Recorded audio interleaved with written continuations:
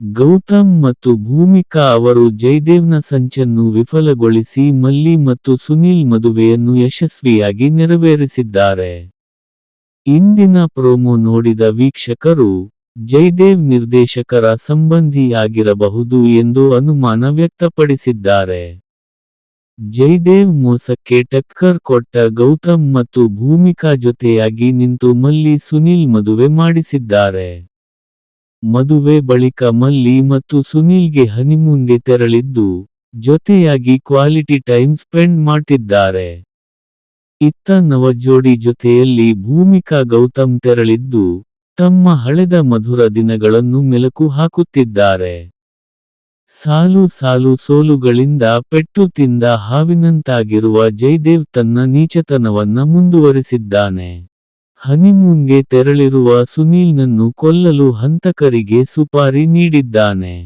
ಈ ವಿಷಯ ತಿಳಿಯುತ್ತಿದ್ದಂತೆ ಶಕುನಿ ಮಾಮ ಬಂದು ಗೌತಮ್ ಗೆಳೆಯ ಆನಂದ್ನನ್ನು ಎಚ್ಚರಿಸಿದ್ದಾನೆ. ಮಲ್ಲಿ ಸುನೀಲ್ ಮದುವೆ ಸುಖಾಂತ್ಯ ಕಂಡಿದೆ ಅನ್ನೋಷ್ಟರಲ್ಲಿ ಇಬ್ಬರ ಜೀವಕ್ಕೆ ಅಪಾಯ ಬಂದಿದೆ. ಗೌತಮ್ ಮತ್ತು ಭೂಮಿಕಾ ಹನಿಮೂನ್ಗಾಗಿ ಚಿಕ್ಕಮಗಳೂರಿಗೆ ಬಂದಿದ್ದರು. ಈ ವೇಳೆ ಭೂಮಿಕಾಳ ಕೊಲೆ ಯತ್ನ ನಡೆದಿತ್ತು. ಸಾವಿನ ಹೊಸ್ತಿಲಿನಲ್ಲಿದ್ದ ಭೂಮಿಕಾಳನ್ನು ಗೌತಮ್ ಕಾಪಾಡಿಕೊಂಡಿದ್ದನು. ಈ ಒಂದು ಘಟನೆ ಇಬ್ಬರ ನಡುವೆ ಪ್ರೀತಿಯ ಹೂ ಅರಳಿತ್ತು.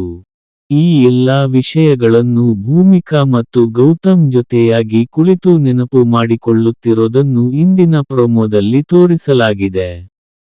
ಈ ಎಲ್ಲಾ ಬೆಳವಣಿಗೆ ನಡುವೆ ಮಲ್ಲಿ ಯುಪಿಎಸ್ಸಿ ಪರೀಕ್ಷೆ ಕ್ಲಿಯರ್ ಮಾಡಿರೋದು ಜಯದೇವ್ನನ್ನು ಮತ್ತಷ್ಟು ಕೆರಳಿಸಿದೆ. ಮಲ್ಲಿ ಪರೀಕ್ಷೆ ಬರೆಯದಂತೆ ಜಯದೇವ್ ಹಲವು ಪ್ರಯತ್ನ ಮಾಡಿದ್ದನು. ಮಲ್ಲಿ ಕೈಗಳಿಗೆ ಬೆಂಕಿ ಹಚ್ಚಲು ಮುಂದಾಗಿದ್ದ ಜಯದೇವ್ ಪ್ರಯತ್ನವನ್ನು ಗೌತಮ್ ಫೇಲ್ ಮಾಡಿದ್ದನು. ಕೊನೆಗೆ ಮಲ್ಲಿ ಪರೀಕ್ಷೆ ಬರೆದಿದ್ದಳು. ಮದುವೆ ದಿನವೇ ಮಲ್ಲಿಯ ರಿಸಲ್ಟ್ ಬಂದಿತ್ತು.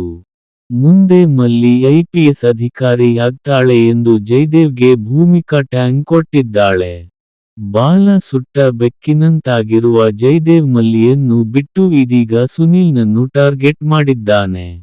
ಸುನೀಲ್ ಜೀವಕ್ಕೆ ಅಪಾಯವಿರುವ ವಿಷಯ ತಿಳಿದಿರುವ ಆನಂದ್ ಮುಂದೆ ಏನು ಮಾಡ್ತಾನೆ?